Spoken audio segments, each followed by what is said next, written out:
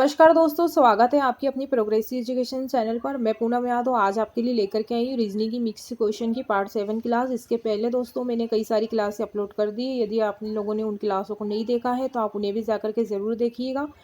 तो चलिए दोस्तों, बिना किसी तरीके करते क्लास की शुरुआत। तो क्लास को पूरा एंड तक देखिएगा दोस्तों। तो प्रश्न नंबर 1 है आपकी स्क्रीन के सामने। निम्नलिखित में से कौन सा आरेख टेबल, कुर्सियां और फर्नीचर के बीच सही संबंध को दर्शाता है। तो आपके सामने 4 डायग्राम दिए हुए हैं। 4 डायग्राम में से आपको ये देखना है कि कौन सा डायग्राम जो है कुर्सी, टेबल और फर्नीचर के संबंध को दर्शाता है।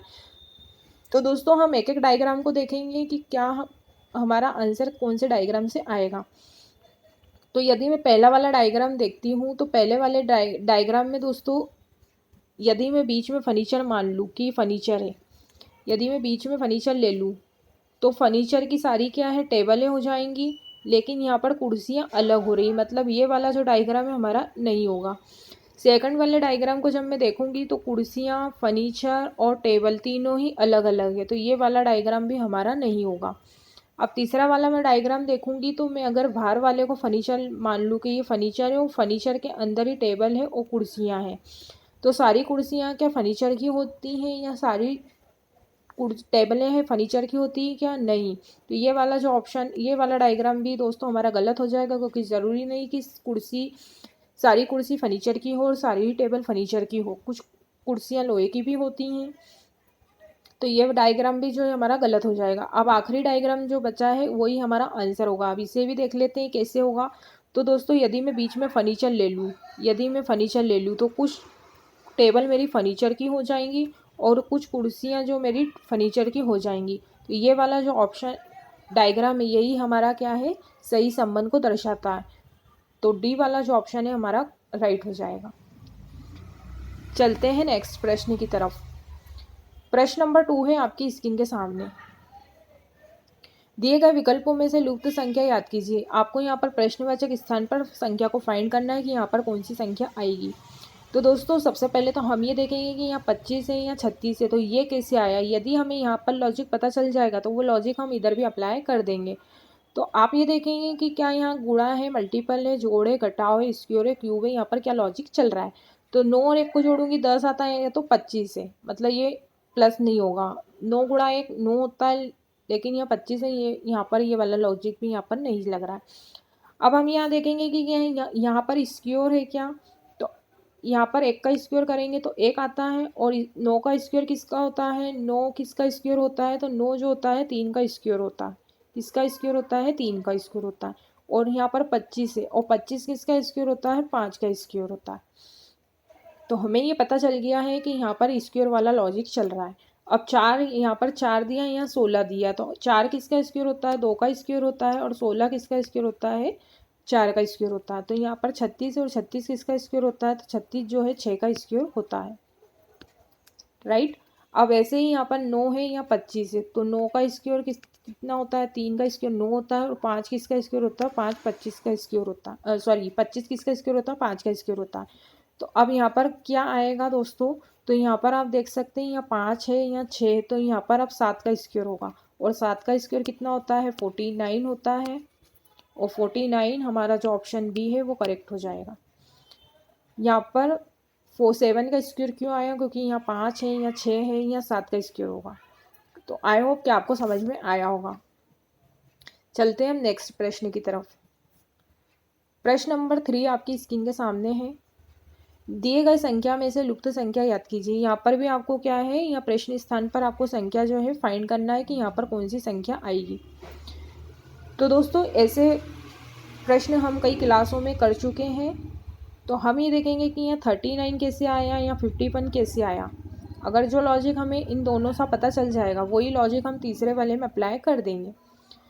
तो हम ये देखेंगे कि यहाँ संख्या प्लस हुई है क्या, तो 3 और 3 कितना होता है, 6, 6 और 5 कितना होता है, 11, तो 11 और 6 कितना होता है दोस्तों, तो यहाँ होता है 17। तो यहाँ तो 39 है, मतलब कि यहाँ पर क्या है, प्लस नहीं हो रहा है। अब ये देखेंगे कि आमने सामने संख्याओं का गुणा और आमने सामने संख्याओं का गुणा करके प्लस यहाँ पर चल रहा है क्या। तो 6 का गुणा मैं 5 में कर दूंगी तो कितना आएगा, 6 5 30, और 3 गुणा 9 कितना होता है, सॉरी 3 गुणा 3 कितना होता है, तो 3 गुणा 3 9 होता है। कितना होता है, 9 होता है। तो 30 और 9 कितना हो गया, 30 और 9 हो गया 39। तो आप देखिए यहाँ पर भी 39 ही दिया है, मतलब कि यहाँ पर जो लॉजिक लग रहा है वो आमने सामने संख्याओं का मल्टीपल होके प्लस हो रहा है। ऐसे ही हम इधर देखेंगे कि 7 का गुणा 5 में करेंगे। जब 7 का गुणा 5 में करेंगे तो कितना आएगा, 7 पंजा 35, और 35 में और 4 गुणा 4 कितना होता है, 16। तो 35 और 16 कितना हो गया, 51 हो गया, 51 हो गया। तो आप यहाँ पर भी देखिए 51 ही आ रहा है। ठीक, अब जो लॉजिक हमने पहले और दूसरे में लगाया वही लॉजिक हम तीसरे में भी अप्लाई कर देंगे। तो आप यहाँ पर देखिए 5 गुणा 5 कितना होता है, 25, प्लस 3 गुणा 4 कितना होता है, 12। तो 25 और 12 कितना होता है, 25 और 12 कितना होता है, 37 होता है।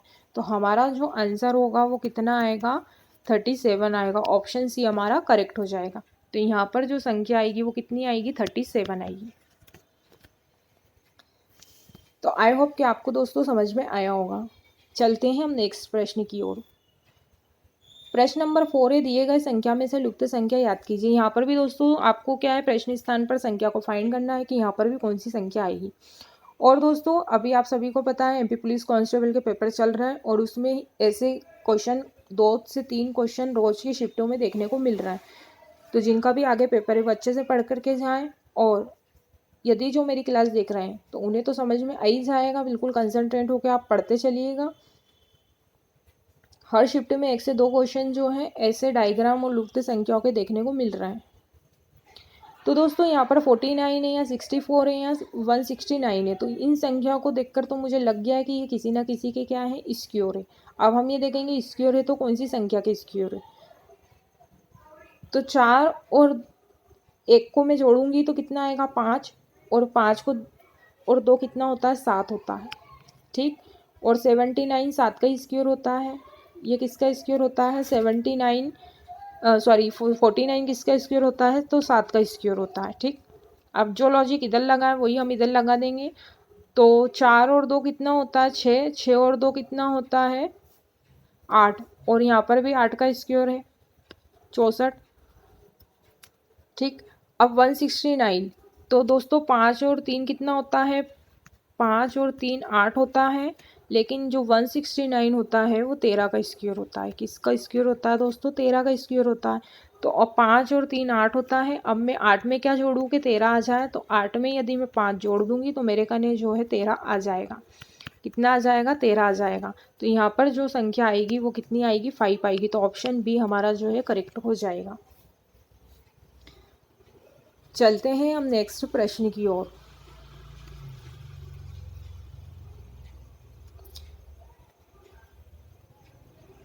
प्रश्न नंबर 5 है कि दिए गए संख्या में से लुप्त संख्या याद कीजिए। आपको इसमें भी जो है प्रश्न स्थान पर संख्या को फाइंड करना है कि यहाँ पर भी कौन सी संख्या आएगी। तो यहाँ पर 18 है, 36 है, 90 है, फिर यहाँ 13 है, 26 है, 65 है। तो दोस्तों ये संख्या को देख करके तो मुझे लग गया है कि ये जो है 18 का दुगुना होता है 36, और 18 का ही 5 गुना कितना होता है, 90 होता है। ऐसे ही यहाँ पर 13 का दुगुना 26 होता है, और 13 का ही 5 गुना यहाँ 65 होता है। तो हमें यहाँ पर फाइंड करना है कि यहाँ पर कौन सी संख्या आएगी। ठीक, तो यहाँ पर 18 का गुणा जब मैं 1 में करूँगी तो मेरे कने 18 आता है। 18 का दुगुना करूँगी तो कितना आता है, 18 का दुगुना 36, और 18 का ही यदि मैं 5 गुना करूँगी तो मेरे कने कितना आएगा, 90। तो ऐसा ही हम दूसरे वाले में भी देखेंगे। 13 का गुणा 1 में करूँगी तो 13 आता है। फिर 13 का दुगुना कितना होता है, 13 का दुगुना 26 होता है, जो कि आप डायग्राम में देख सकते हैं। और 13 पंजे 65। 13 का गुणा 5 में करूँगी तो कितना आएगा दोस्तों, 65 आएगा। तो आप देख सकते हैं यहाँ पर 1 का गुणा, फिर 2 का, फिर 5 का, यहाँ भी 1 का, 2 का, 5 का। तो जो लॉजिक पहले और दूसरे में लगा है वही लॉजिक हम तीसरे में भी लगा देंगे। तो 15 का गुणा जब मैं 1 में करूँगी तो 15 आता है। ठीक, 15 का दुगुना करूँगी तो कितना आता है, 30 आता है। और 15 का ही 5 गुना 75 होता है। 15 पंजे 75। तो आप देख सकते हैं कि यहाँ पर जो आएगा कितना आएगा, यहाँ पर जो आएगा 30 आएगा। तो ऑप्शन हमारा जो है ए करेक्ट हो जाएगा, क्योंकि आप देख सकते हैं पहले 1 का गुणा, फिर 2 का, फिर 5 का। तो हमारा जो आंसर है सी करेक्ट हो जाएगा। चलते हैं नेक्स्ट प्रश्न की ओर। प्रश्न नंबर 6 से एक पंक्ति में राहुल प्रारंभ से 25 नंबर पर आता है जबकि पीछे से 20वें नंबर पर आता है। तो बताइए कि पंक्ति में कुल कितने लोग हैं। दोस्तों मैंने ऑर्डर एंड रैंकिंग वाला जो चैप्टर है बिल्कुल बेसिक से एकदम पढ़ाया हुआ। यदि आपने मेरी उन क्लासों को नहीं देखा तो आप उस क्लास को भी जाकर के ज़रूर देख लें। मैंने उसमें बिल्कुल एकदम बेसिक से हर एक चीज़ पढ़ाई हुई है। तो आपने यदि उन क्लास को नहीं देखा तो आप उन्हें भी जाकर के ज़रूर देख लें। मैंने उसमें कुल निकालना, लेफ़्ट राइट सब कुछ निकालना बताया एकदम बेसिक से। तो हमसे किया है कि राहुल प्रारंभ से 25 नंबर पर है जबकि पीछे से 20 नंबर पर है। तो 25 से और पीछे से 20 नंबर पर है, इनको हम जोड़ेंगे। 25 और 20 कितना होता है, 25 और 20 जो होता है वो 45 होता है। 45 में से एक माइनस कर देंगे तो 44 आ जाएगा। तो हमारा जो आंसर आएगा वो 44 आएगा। तो कितने लोग हैं टोटल, 44 लोग हैं। मैंने 1 माइनस क्यों किया है दोस्तों, ये सब कुछ मैंने बिल्कुल बेसिक से चैप्टर ही पढ़ा दिया है, तो आप उस क्लास को जाकर के ज़रूर देख लें। तो दोस्तों हम माइनस इसलिए करते हैं क्योंकि राहुल एक ही व्यक्ति है और वो दोनों पोजीशन से काउंट हो रहा है, मतलब वो आगे से भी काउंट हो रहा है, पीछे से भी काउंट हो रहा है। तो एक ही व्यक्ति दो जगह से कैसे काउंट हो सकता है, इसलिए हम टोटल में हमेशा 1 माइनस करते हैं। तो आई होप कि आपको समझ में आया होगा। अब चलते हैं नेक्स्ट प्रश्न की ओर। यदि दोस्तों आपको क्लास अच्छी लग रही है तो आप लाइक भी करते चलिएगा। यदि आप लाइक करेंगे तो हमको मोटिवेशन मिलेगा, हमें अच्छा लगेगा। तो आप बिल्कुल लाइक भी करते चलिएगा और क्लास को शेयर भी करते चलिएगा ताकि आपके साथ साथ में आपके कुछ मित्रों का भी भला हो सके। तो प्रश्न नंबर 7 है कि निम्नलिखित अक्षर श्रृंखला के नीचे दिए गए विकल्पों में से श्रृंखला में लुप्त अक्षरों के सही अक्षर क्रम को याद कीजिए। अब आपके सामने कुछ सीरीज दी हुई है अक्षरों की, तो आपको ये देखना है कि जो ये खाली स्थान है यहाँ पर कौन सी अक्षर आएंगे। तो दोस्तों इनको मैं करने का आपको बिल्कुल बेसिक तरीका बताती हूँ कि जब भी आपको ऐसे क्वेश्चन आते हैं एग्ज़ाम में तो आप इनको कैसे चुटकियों में करेंगे। आप देखो यहाँ पर W दिया है, U दिया और यहाँ खाली स्थान दिया है, ठीक है। तो आप ये देखो कि सबसे पहले कि कहीं W के बाद कोई संख्या दिख रही है, अक्षर दिख रहा है क्या, सॉरी, और U के पहले कोई अक्षर हमें कहीं दिख रहा है क्या। तो मैंने यहाँ पर देखा तो मुझे U के पहले X अक्षर दिखा है, ठीक है। U के पहले मुझे X अक्षर दिखा, तो यहाँ भी मुझे U के पहले X लिखना है, ठीक।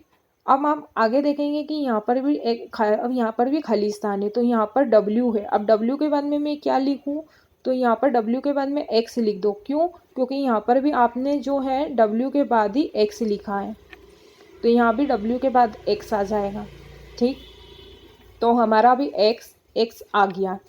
आगे देखेंगे हम, यहाँ W है। अब W के पहले कहीं आपको कुछ दिख रहा है क्या, तो यहाँ पर W के पहले U दिख रहा है, यहाँ देखो, तो यहाँ भी हमारा W के पहले U आ जाएगा, ठीक। तो हमारा देखो U भी आ गया। अब लास्ट बचा है, अब W के बाद में वापस से क्या आएगा, तो W के बाद में वापस से W आएगा। क्यों, क्योंकि दोस्तों यहाँ पर क्या सीरीज चल रही है, यहाँ पर देखो आप WXUW, ठीक। फिर यहाँ भी WXUW, तो यहाँ भी अब WXUW ही आएगा।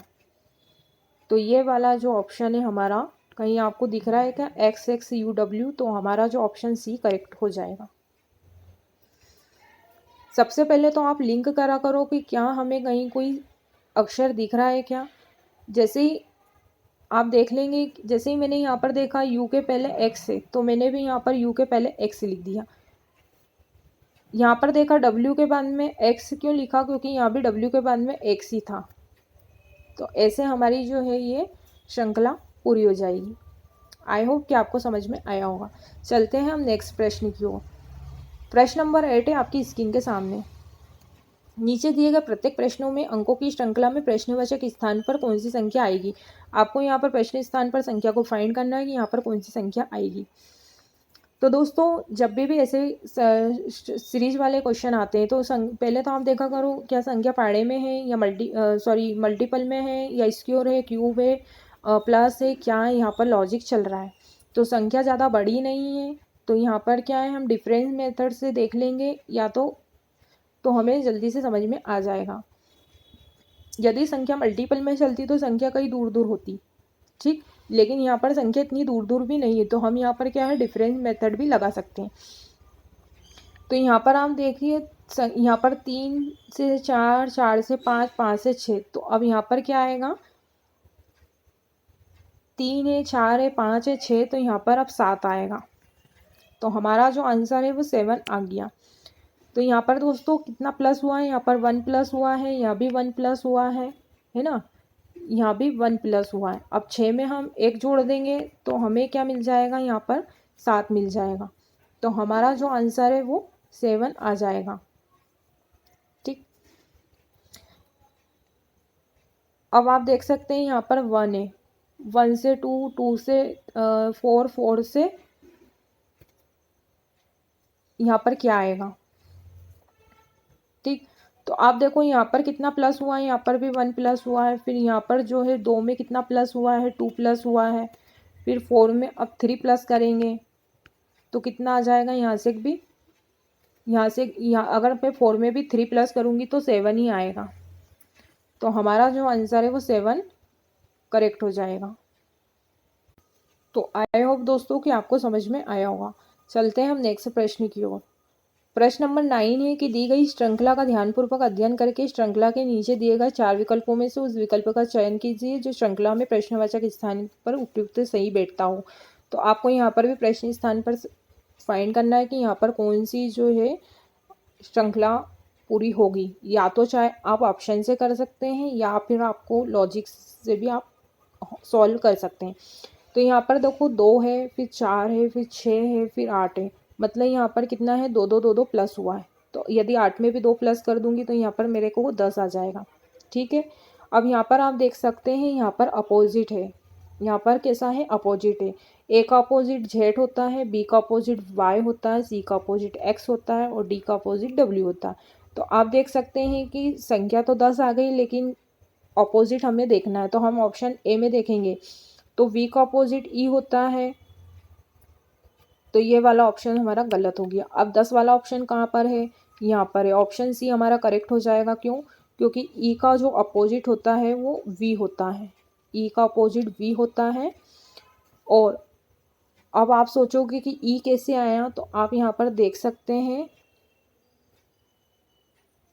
आप यहाँ पर देख सकते हैं कि यहाँ पर ए के बाद में बी आया है, बी के बाद में सी आया है, सी के बाद में डी आया, तो डी के बाद में अब ई ही आएगा और ई भी हमें यहाँ दिया, तो ऑप्शन हमारा सी करेक्ट हो जाएगा।